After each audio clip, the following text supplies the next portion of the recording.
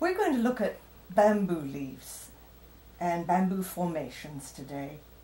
So as always, we rinse off our brush, make sure it's clean, add a little bit of grey, about halfway to 2/3 of the way up, and then the tip of the brush in the black. To start off with, you're going to need a strong black ink, and then as you paint the leaves that are further away, you'll use a lighter colour. But to start off with, we're going to have quite a bit of black on our brushes. Now, you need to hold your brush upright, that is vertical to the paper. Then the leaf starts in the air, comes down, you touch, you press down, and you lift up. Let's do that again. So you start it in the air. What you're doing is you're describing an arc. You see that arc there. So I'm going to start here, come down, and lift up. So you don't want to lean the brush, you don't want to be doing a sideways stroke, you don't want to be holding it like you were about to write something, you don't want to flick the end, just a nice upright brush the whole time, like that.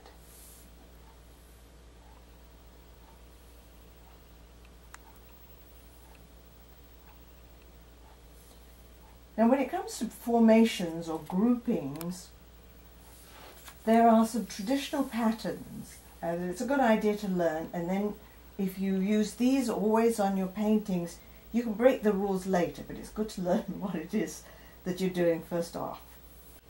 So what we're going to do first is take a smaller brush to do the stems. And here I'll show you a little secret. Here's my little finger. My little finger is actually going to be touching the paper, so it will tell me kinetically where the brush is in relationship to the paper. So I'm going to pause, move, and lift up. That's the stem or little branch or twig that comes out from the joint of the bamboo. So here we go again. We've got one long, we'll do one short, and one medium. And that's your mantra. One long, one short, one medium.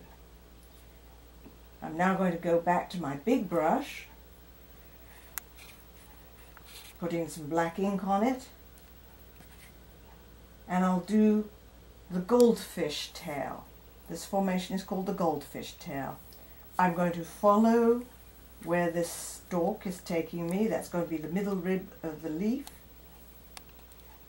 like that. Now I could stop there, but what I'm going to do is add two more. 1, 2. One on either side. We're going to have another one going up here. Again, I'm going to be following the stalk, like that, and 1, 2. If your brush is becoming bent or frayed, then go back either to your dish or to the water and just straighten up the point. Add a little bit more black to your brush, and again follow the direction of that stalk. 1, 2, 3. And that's your basic goldfish tail pattern. A long one in the middle and then two shorter ones on either side. Now if you want to do the fish tail, again, one long, one short, one medium, and you put one on that side and one on that side. That's two. That's a single fishtail. If you want it to be a double fishtail, you just add two more, like that. On this one again. Now on this one, because you've got 2 or 4 leaves, then this is going to be in the middle, but the leaves will not come right out of that end. So you've got one on that side, one on that side, one there and one there. We always have one leaf that's longer. See how those are the longer leaves? Then there's this leaf which is slightly smaller, and then you have the other ones which are smaller, sometimes a little thinner as well. So again, I'm going back to my grey saucer, put a little bit of ink on the end of the brush, and I can put another grouping on here. So that's 1, 2. I can leave it at just 2, or I can add like that. So that's the fishtail. Single fishtail will be just 2, and double fishtail would be the 4 leaves.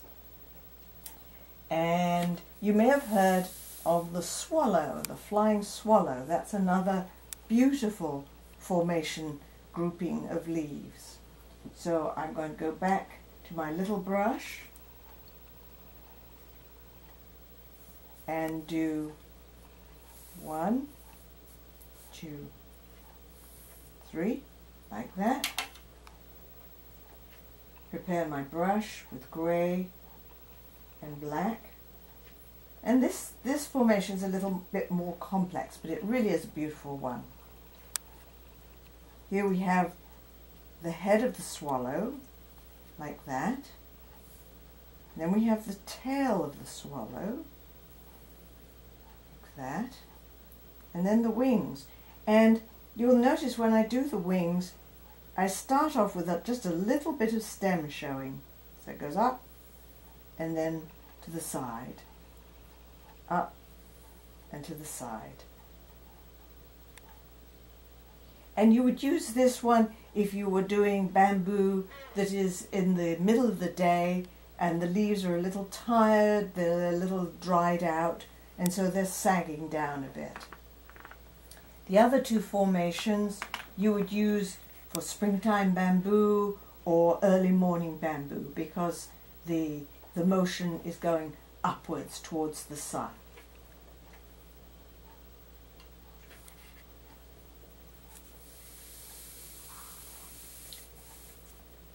So looking once more at the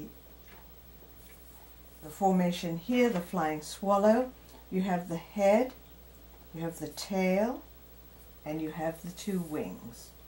We'll try that again. This time we'll do it in colour.